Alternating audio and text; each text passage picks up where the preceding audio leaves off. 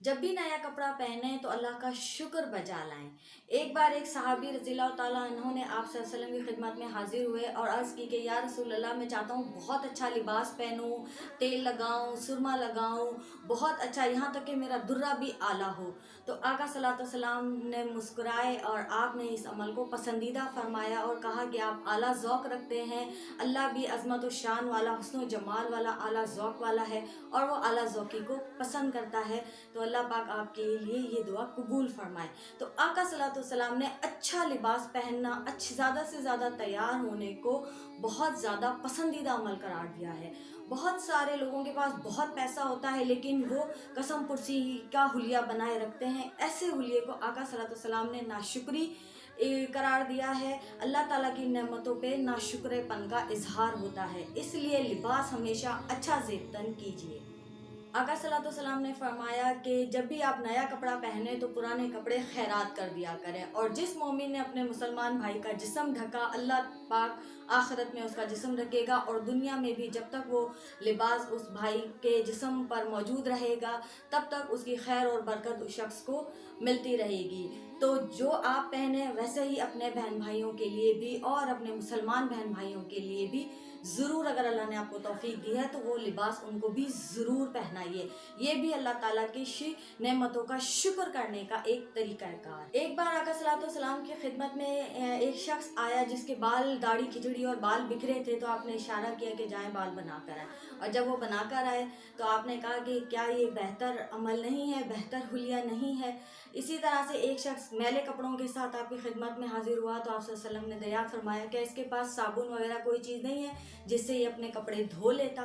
तो हमेशा साफ़ सुथरा रहना, अच्छा लिबास ज़ेबतन करने को आका सल्लल्लाहु अलैहि वसल्लम ने और अल्लाह पाक भी उस शख्स को पसंद फरमाते हैं। मर्दों के लिए आका सल्लल्लाहु अलैहि वसल्लम ने सफ़ेद रंग को बहुत पसंद फरमाया है।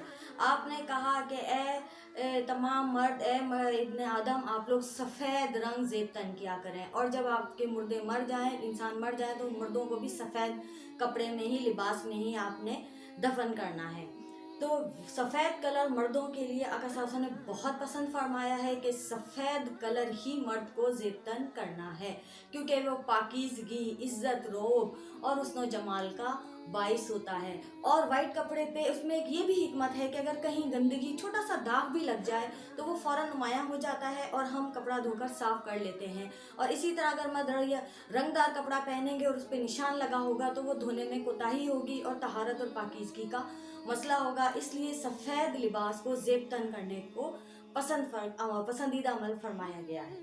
ख़वातीन के लिए तमाम कलर, भड़कीले, शोक, लाल, हरा, गेरुआ कलर, काला कलर, ये तमाम कलर ख़वातीन के लिए पसंदीदा करार दिए गए हैं।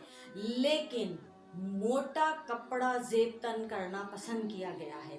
ऐसे लिबास के बारीक जिनमें से जिस्म दिखाई दिया जा रहा हो, या इतने तंग और चुस्त लिबास जिनमें औरत की ज़ीनत ज़ाहिर हो रही हो, नापसंदीदा तरीन है। आका सल्लल्लाहु अलैहि वसल्लम ने फरमाया कि ऐसी औरतें जो ऐसे लिबास पहने, इतने बारीक कि उनमें से जिस्म नज़र आए, या इतने तंग के कपड़े पहने होने के बावजूद भी बरहना महसूस हो, वो उन पे लानत फरमाई, उनको जहन्नुमी करार दिया और कहा कि ऐसी ख़वातीन जो ऐसे लिबास पहन के मर्दों को रिझाती हैं वो जन्नत की खुशबू तक नहीं पा सकेंगी, गोया कि जन्नत की खुशबू दूर से महसूस होती है।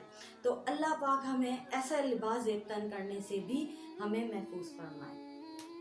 कपड़े पहनते वक्त जब कमीज़ ज़ेबतन की जाए तो सीधा हाथ पहले डाला जाए, फिर बायां हाथ, और फिर सर पे डाल के कपड़े पहने जाएं, और इसी तरह जब उतारने लगें तो पहले बायां हाथ सर और फिर दाएं हाथ से सीधा कपड़ा उतारें, ना कि शर्ट को, कमीज़ को उल्टा करके उतारें। इसी तरह जब पजामा या शलवार पहनने लगें तो पहले दायां पाँव डालें और फिर बायां, और उतारते वक्त पहले बायां और फिर दायां पाँव बाहर निकालें। इसी तरह से जूता पहनते वक्त पहले दायां पाँव में जूता पहनिए, फिर बाएं पाँव में जूता पहनिए, और उतारते वक्त पहले बाएं पाँव का उतारिए और फिर दाएं पाँव का उतारिए। आका सल्लल्लाहु अलैहि वसल्लम भी यही तर्ज अमल अपनाते थे। और आका सल्लल्लाहु अलैहि वसल्लम ने कहा कि फरमाया कि कपड़े पहनने से पहले झाड़ लिया करें कि कहीं उनमें कोई मूज़ी जानवर या कोई ऐसी चीज़ ना हो जो आपको नुकसान पहुंचाए। موزے پہنتے وقت ان کو بھی جھاڑیں، جوتے پہنتے وقت ان کو بھی ضرور جھاڑیں، تاکہ کوئی موذی جانور ان میں موجود ہو تو آپ اس کے شر سے محفوظ رہ سکیں۔